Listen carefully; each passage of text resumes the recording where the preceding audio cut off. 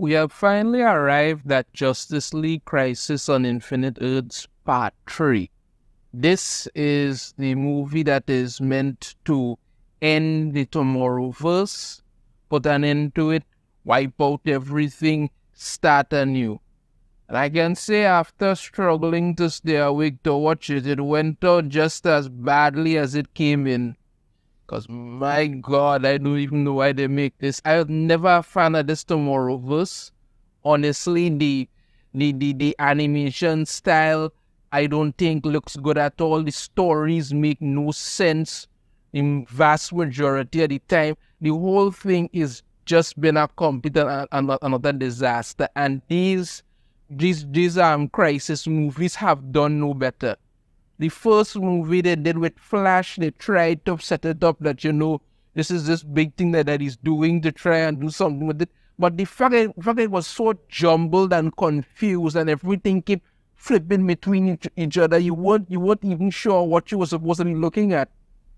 And they tried with this whole emotional thing to try and make you interested in Barry and Iris and their big sacrifice. But had they built up to that, it might have had that better of a reaction, but overall you were like, okay, fine, move on.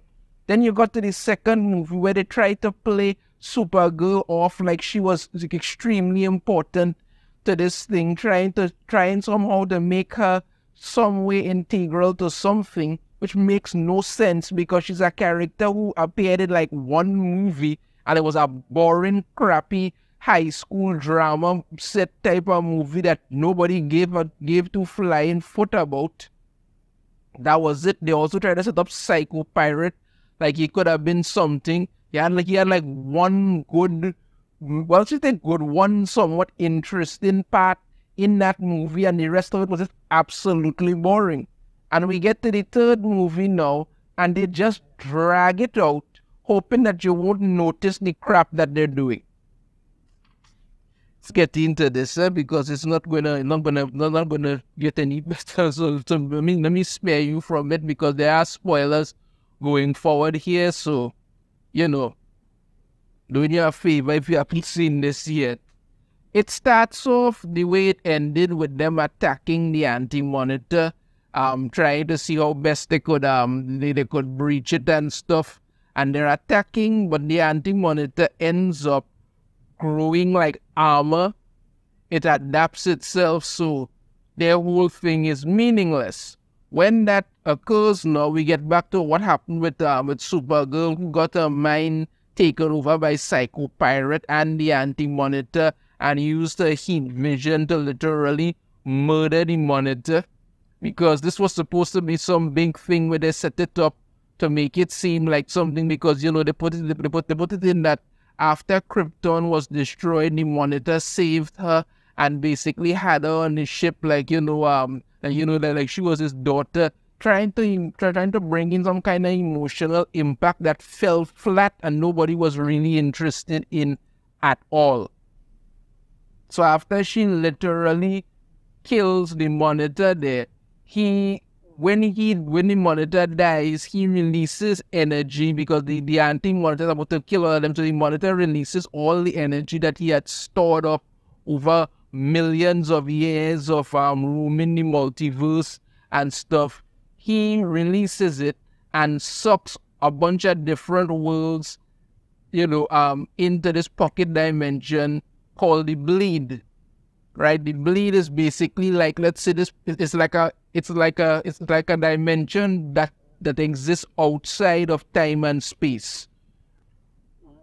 Hawkgirl and Superman are looking for somebody, trying to find some signature, and who they're looking for?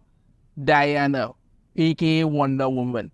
And I'm telling you, this whole thing with she and her so-called immortality is absolutely stupid. That's the one way to put it. It's just absolutely stupid, and I will get to why. Right? So they bring her on board there, melt the ice and thing, and because she's alive because she saw everything happen and all of this, and we're supposed to care this big emotional moment. Until I just don't think the animation quality, it does not look good at all to me. So she's told that they're inside the bleed, and that what happening is that basically the monitor ended up pulling in a bunch of different earths into the bleed, right? But resources are scarce, all kind of things keep happening, temporal anomalies, natural disasters. Like 1 minute you would be in a city, and then all of a sudden a volcano would just appear in the middle of the city and start to spew lava, all this kind of thing. People are distressed. It's difficult. Some of them could barely survive all of this. I don't know why, in God's name, Lois Lane is constantly, and it's not even the worst version of Lois Lane I've ever seen. There in the dinosaurs are showing up, because like I said, there are all kind of anomalies happening. There are temporal anomalies where, you know, time gets out of place and thing, and something from the past will show up in the future, all kind of madness. And dinosaurs are in this city, they're in Metropolis attacking people, because, you know, that's kind of what happens. And members of the Justice League were there. You have Black Canary, Green Arrow, and them trying to see how best they could stop people and save things.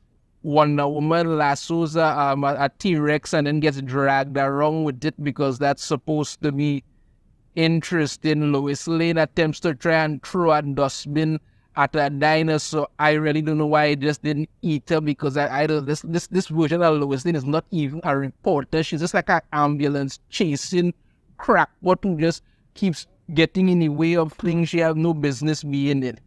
Aquaman summons a big thing to tear people down. And the dinosaurs come rushing out of the temporal rift, if you will. They are being chased, right, by World War II veterans shooting at them. And who is it but the losers? And you know, most people may not really know them, but it's from DC Comics, right? The losers were when DC Comics used to make different books back in the day. They used to do like war and horror along with the superheroes and stuff with it. When they were doing their war books and thing, the losers were basically a group of soldiers who ended up getting lost in time and space, right? And they would just like they didn't have like superpowers or anything like that. They just had ingenuity, you know, guns and bombs and things like that to do what they could do. So they would end up fighting Nazis. Sometimes they would take on like dinosaurs, different things. And I always kind of enjoyed them. I ended up getting a comic of them a good long time ago. You don't even have it anymore. And I thought it was a really interesting read. And this kind of things DC tried to you know, pass them over to Vertigo, but that was one of the big problems that DC did for themselves, that they weren't expanding their universe well at all, because when DC decided to stick just to the superheroes. There's nothing wrong with superheroes. DC Comics superheroes are basically gods, that's the way you look at it.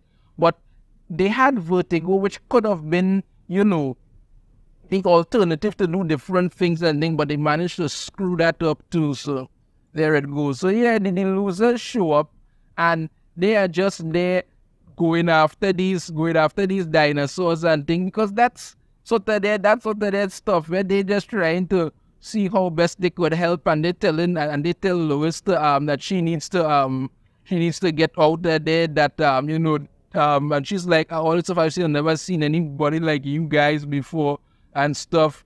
And they decide to finish, because they chase the dinosaurs out, they bring them into the city, and then they actually decide to chase them back in, because that's what they do. They're trying to save lives. I mean, they couldn't predict the whole temporal anomaly thing, but when they realized that they end up in a city with them, they decided to chase the dinosaurs back. So they were either trying to kill them or chase them back through. So they decide, okay, fine, they're going after that and thing, and she's like, wait, who are you? Just a bunch of losers, ma'am. And that's it. And actually, and that's the thing about it when it comes to heroes, that everybody's looking for recognition, and that's kind of the thing what I always liked about the losers, because when I read the comic, I was interested to find out more. I looked into them, and they weren't looking for like fame and fortune. They were just soldiers doing what they had to do. And that's what I can. And this was, I must say, this was probably the only thing in this movie that I actually really enjoyed, because, you know, you got to see the losers. And I say I'm a fan of them. So I good with that. I really did enjoy seeing the losers there. In the previous movie, they tried to set up this whole thing like Psycho Pirate is supposed to be really important. He's pulling strings and all that kind of stuff. But when we do get to this point now, he's on Earth 10. Lex Luthor has his, Council of Evil, or whatever you want to call them, a Legion of Doom. Yes, Legion of Doom there. And they've captured Psycho Pirate and is torturing him to get information. And it's like, this is what you've reduced this guy to. You tried to make it seem like he was supposed to be this big important thing. And now he's just, this. That's it. He's just this. And you're like, why should anybody care anymore at this point? We get to Gotham City now, a version of it, and the Bat family are there, because we were supposed to give two flying foot about them anymore, because they already ruined everybody else here. Batman, Robin, Batgirl, Batwoman. You have Terry McGinnis, Batman Beyond, all of this, and they never did this right. That was the whole thing about it. Bringing in Terry McGinnis, Batman Beyond should have been the cinch for this thing, because people were interested in the character. We've got nothing with it. He makes one appearance here, and that's pretty much it. And they're going after a bunch of Nazis who came through a time portal also and stole a bunch of the of Batman's rogues galleries, weapons and stuff. And they're going out there attacking them, and they have to fight them and all of this. There's even one who gets a Bane toxin and all of this, and then gets his bloody head blown off, because we're supposed to care about that.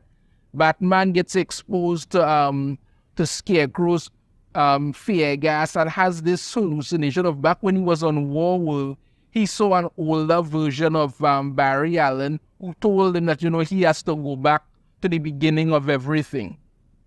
Because, yeah, that's a big thing now. And we do, as it now, Lex Luthor shows up, and apparently the Anti-Monitor is breaking in through dimensional cracks into the Bleed and destroying worlds. One by one destroying worlds. Aquaman world gets targeted, so he tells them to send him back to his world. So he goes there so he could be with his wife and baby Arthur. And they get wiped from existence, because that's a thing now, and we're supposed to all be very concerned about these things happening. I'm not sure why, but we are. However, as it also turns out, Lex Luthor is the one who contacted. He used Psycho Pirate to contact the Anti-Monitor, and is basically feeding it these worlds so he could get information on how to destroy it. What a big shocker that was. Batman, after getting over the effects of the fear gas, tells everybody that he had this vision of Barry Allen and stuff, so he needs to find out what's going on. Contacts Dr. Fate, who checks into his mind and realizes that, that's actually true. Then John Stewart tells him that he met this old man who had magic and stuff, and told him that, he's been around since before the multiverse and all this, and it turns out it's John Constantine. So they go looking for John Constantine, checks his, when Dr. Fate checks him, realizes that John Constantine is older than the multiverse. He wants to know what's going on and all of this. So they decide, as we get more into it, we see more worlds getting destroyed and all of this stuff. People are supposed to care, not really happening, because there's no emotional impact whatsoever when it comes to this. So Batman goes into John Constantine's mind, and once he does know, he sees the ramifications of what happened. And this whole thing spins out of Justice League Dark Apocalypse, which is a horrible movie. Hated it. Absolutely hated that crap. A bold-faced shitty movie. And what happened is that when the whole thing ended with you know, what that movie ended, and the earth had been conquered and destroyed, all I think was only a matter of time until the earth was destroyed, and you could say basically the whole universe was done, because Darkseid had killed all the Guardians, the Green Lanterns, conquered all these different worlds, all this stuff. So what happened is that in order to save everything, John Constantine had Flash, you know, turn back time. But what he did is that he put a magical, you can say like a magical effect on Flash and sent him running to change reality. And Batman, they're like, what gave you the right to do this? The universe was pretty much over. The earth was done. So we were supposed to sit back and die? I mean, aren't you all pretty much doing the same thing? You want to change your reality. So how is it wrong that they wanted to literally change their horrible fate? But, you know, hubris and all of that. So Flash takes off to go and do this. When we get back to it now, we see what actually happened. Flash did not just change reality, because what Constantine did is that he realized that apparently Darkseid is some kind of fixed point in reality. He must exist. So he realized that the only way to stop Earth from being destroyed again is to get rid of Darkseid, which really makes no kind of freaking sense, but you know, whatever. But Darkseid is so powerful that nobody couldn't stop him and all that, except you know, in the first movie when he showed up, they literally took out his eyes and beat him back and sent him away, but whatever. So Flash goes to Apocalypse, and every time Flash runs by somebody or one of the parademons or a hellhound or something, they just keel over and die, right? And then we get to where it all kind of breaks down into it now, right? Flash, Constantine had Flash going to do all of this because he had a plan to get things done one way or another. Meanwhile, Lex Luthor has come up with a strategy to stop the Anti-Monitor. What he realized that the Anti-Monitor is made up of the same dark material that the shadow demons he had is made up of. And they need a light-based attack to stop it. But need something more powerful. And he realizes that they could use the sun, because every time they pull in, every one of the Earths that the Monitor brought in there came with its own sun. So that if they combine the power of 52 suns into somebody who has like a, you know, who runs off of solar power, they could stop it. That he wants to use Superman, who doesn't have a problem with it. Jay, I wonder if Kara's going to jump in and do it. That Constantine basically turned Flash into like typhoid Flash, if you want to put it that way. He just being near somebody kills them, right? Literally just kills them. Being near somebody kills them. And the whole thing about that, they're trying to play this out like it's this big dramatic thing. And as I'm saying this here, I'm thinking, well, okay, all of these songs interesting is about, when you actually watch it, it's very boring to the point you don't even really care. So he sent Flash back in time to kill baby Darkseid on his first year of being born, because that's the only time he was vulnerable. It's not how Darkseid was created, but apparently they figured this would be interesting. So he goes there near to baby Darkseid, and, you know, Flash was supposed to kill him, but Flash didn't have it in him to do it, right? So that was the thing. Constantine used a very dark spell to do all of this. He knew that Flash wouldn't be able to do it, but that didn't matter, because him just being near baby Darkseid was enough to kill him. That was it. Him just being near him. Once he decided not to kill him and left, that didn't change anything, because him just being near him caused baby Darkseid to die. That was it. And in doing so, that is what happened. Because he killed Darkseid, it caused the splintering effect and created the multiverse. So Kara decides she's going to absorb all the solar radiation and take out the monitor on her own to make up for what happened, right? So monitor shows up there she flies in at gathers all the energy. They all come there to attack the monitor to get all of this done, and then we get more nonsense as usual. While she is absorbing all of this, the war world shows up again with John Jones on it. And their stupid explanation for this is that, oh, when you thought you saw war world explode, it was actually a Zeta beam from Adam Strange who took them away. So the big explosion that everybody saw, that was just something. It makes no sense. Trying to drag crap in here that nobody cares about anymore.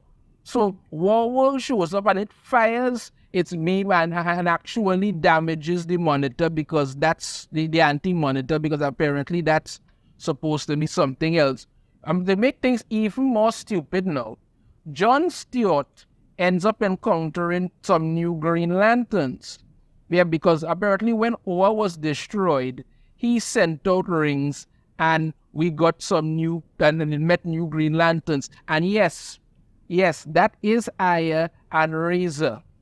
Look, I liked the Green Lantern animated series as much as anybody else. Aya was a very interested and well-done character. Razor was really interesting too. When you see this, keep cramming them into every damn thing because you have no freaking creative ideas of your own, it's getting really stupid now. Like really freaking stupid. Really stupid. So them show up and give him a Green Lantern ring, and yeah, now he's Green Lantern and all of this. So they have Psycho Pirate connect the minds of everybody across the multiverse and stuff in order to power the war world and give it power to do this. And Kara shows up there glowing with solar radiation, and she's ready to do. Everybody connects the energy, powers the war world. It fires a blast that injures the monitor, blows a hole right through him, right? Kara flies inside of the monitor and unleashes the solar energy, destroying him, right? Superman goes, collects her there, flies back inside, walks in there with everybody, up, and then has this big emotional movie. I'm like, no, all of this, I don't understand what's in there like.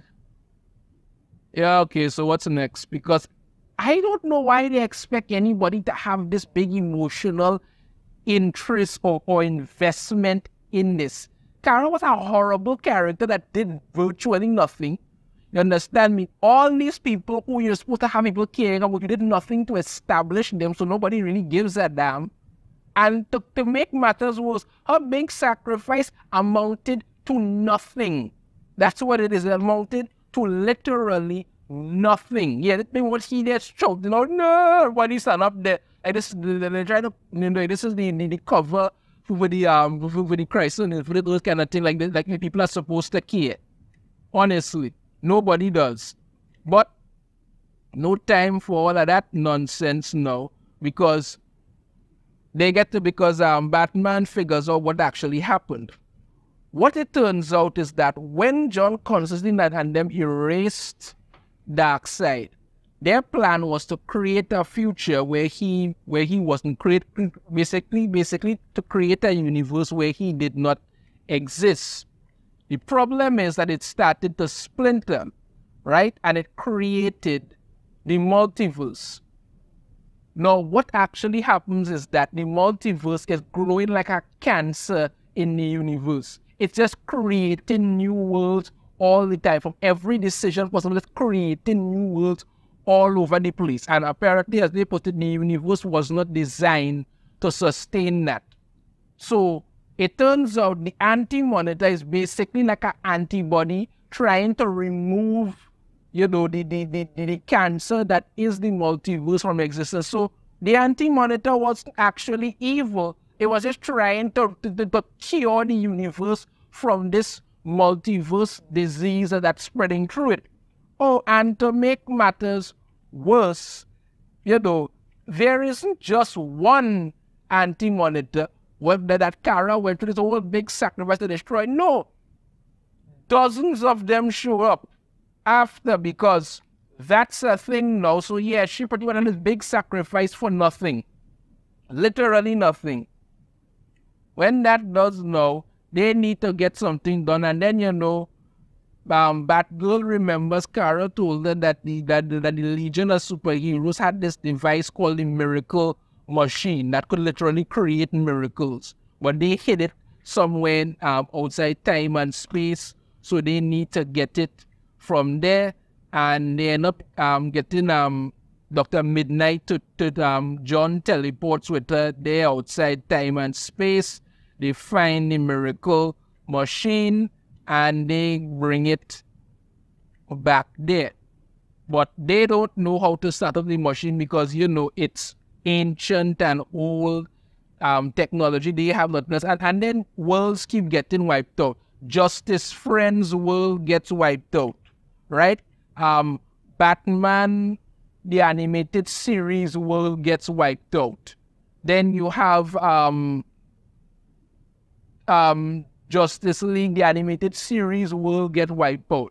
Teen Titans will get wiped out. Everything just getting wiped out one by one. So they need to access this device to see how best they could do something to do that. But the only thing that they realized is that they're going to have to just create one universe, one prime universe, and that's it. I tell you, multiverse just ruined everything. Every freaking thing. It just ruins.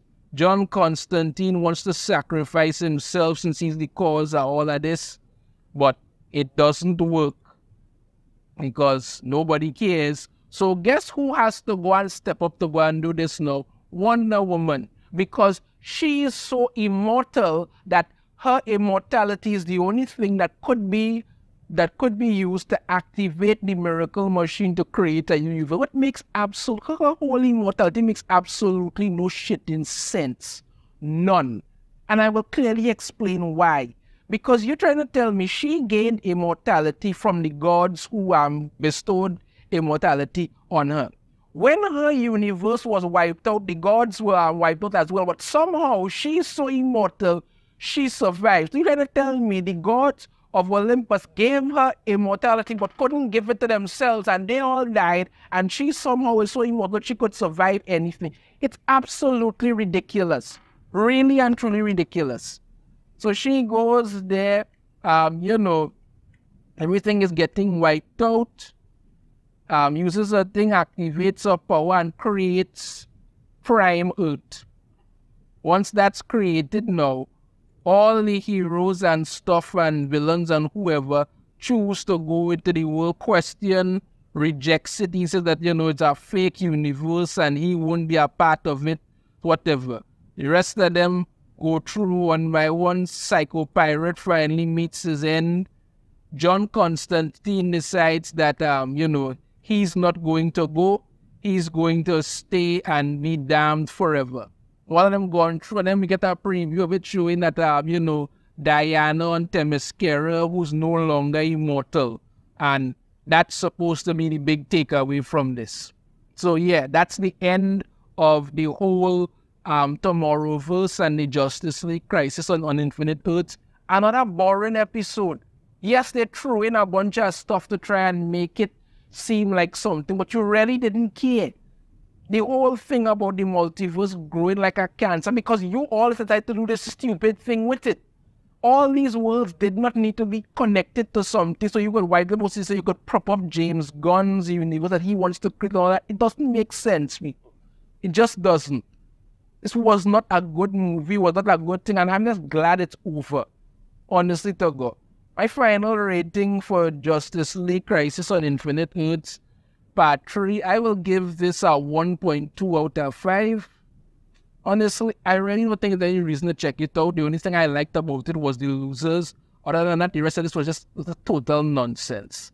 Let me know your thoughts on this in the comments. If you have a different opinion, I'd love to hear it. If you like the video, hit that thumbs up. Subscribe if you haven't already. Ring the notification bell to be notified every time I put out a new video. And I shall see you all next time. Take care.